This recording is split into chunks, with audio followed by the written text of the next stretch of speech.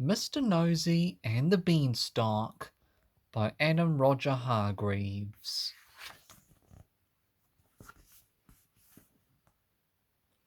Mr. Nosey is one of these people who is curious about everything. If he comes across a parcel, he will start to wonder what's inside it, and the more curious he becomes, the more he has to know. Even if it is addressed to someone else, Mr. Nosey will not be able to stop himself opening it, just to have a look. His curiosity always gets the better of him.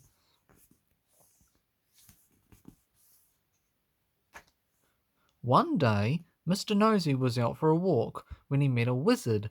The wizard was holding a small bag. Mr. Nosey, being Mr. Nosey, had to know what was inside the bag. The wizard told him it was a bag full of magic beans. Mr. Nosey had to know what was magic about them. "I will give you one bean," said the wizard, "and if you take it home and plant it, you will find out. That is, if you're sure that you want to find out." What a silly question, of course.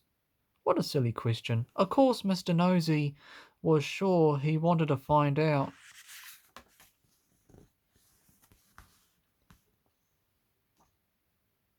At home, Mr. Nosey planted the bean in his garden.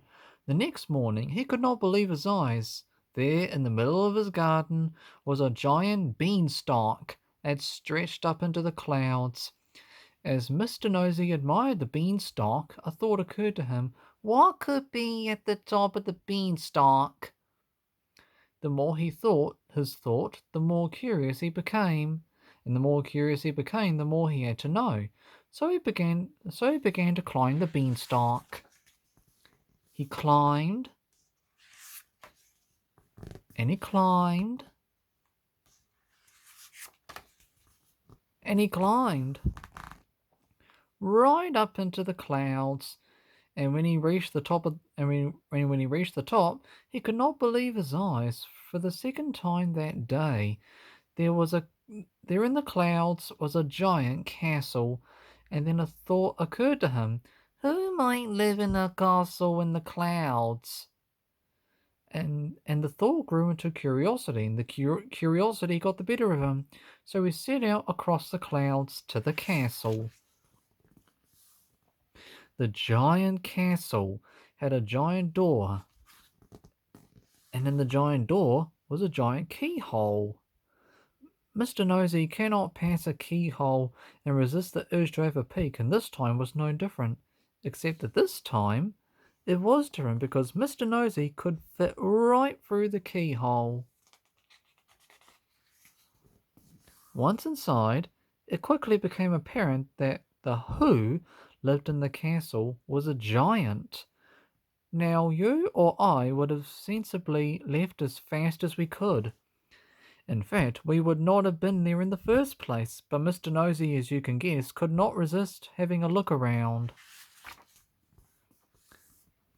Mr. Nosey went into the giant's kitchen, and of course, in the corner there was 3 small cupboards. Of course, Mr. Nosey had to know what was inside them. He opened the first cupboard. Inside there was a small bag. Before he could look inside the bag, he heard a terrifying sound. Thump, thump, thump.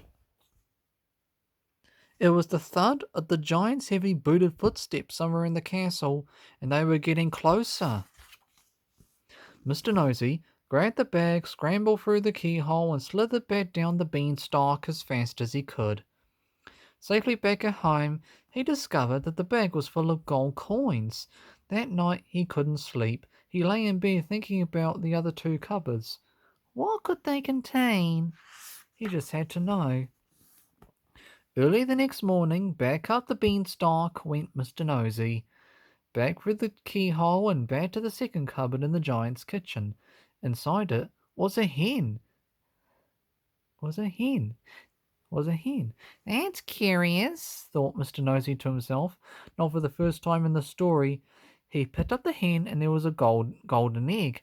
A hen that lays golden eggs, murmured Mr. Nosey. I'll need to take this home for a closer look. Just then, Mr. Nosey heard the heavy boots of the giant coming down the stairs. Thump, thump, thump. Mr. Nosey tucked the hen under his arm and ran for his life. The hen fascinated Mr. Nosey, but it did not stop him thinking about the third cupboard. He was terrified of the giant, but his curiosity overcame his fear, and so the following morning back to the giant's kitchen he went. He opened the third cupboard, and in it was a golden harp that was singing. Mr. Nosey sat and listened to the harp. He felt safe knowing they would be able to hear the giant's loud boots coming, but the giant was wearing his slippers that morning, which is how he caught Mr. Nosey. "So you're the thief," boomed the giant. "I have a mind to grind your bones to make my bed." Mr. Nosey's eyes nearly popped out of his head. "But I won't," continued the giant. "I prefer cornflakes for breakfast. Now I know what to do with you. Since you're so interested in what is in my cupboards, you can clean them out for me." And Mr. Nosey did. It took him 3 whole days. Giant cupboards are, well, giant. "Now let that be a lesson to you," said the giant.